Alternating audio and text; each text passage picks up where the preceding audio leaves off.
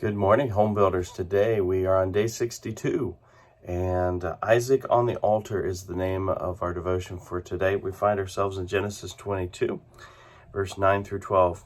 And they came to the place which God had told him of, and Abraham built an altar there, and laid the wood in order, and bound Isaac his son, and laid him on the altar upon the wood. And Abraham stretched forth his hand, and took the knife to slay his son. And the angel of the Lord called unto him out of heaven, and said, Abraham, Abraham. And he said, Here am I. And he said, Lay not thine hand upon the lad, neither do thou anything unto him.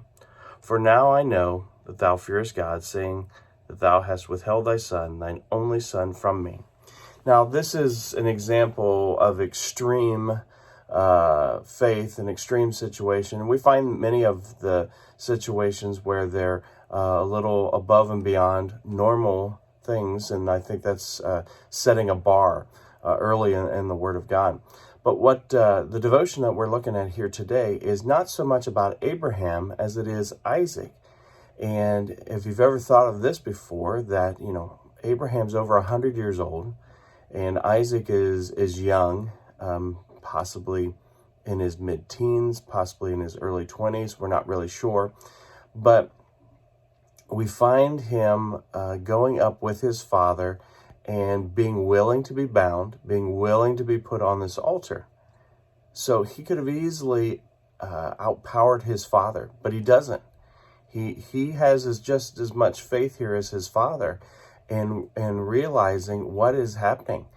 He sees his father's faith over the years, and he is now showing that faith as well, which is very interesting. So when it comes to us, what does this have to say? It means that our children need to see the faith in us as it will be developed in them.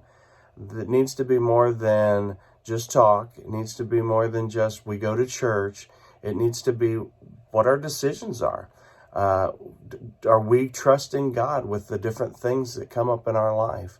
And as our children see that, as they see that our faith is actually authentic, not perfect, but authentic, they're more apt that they're going to follow that. They're going to see the fruit of that in their parents' life as well. So I would encourage you, as we think on this, think of this from the point of view from Isaac, and how that was created. And that was created through watching the father his entire life.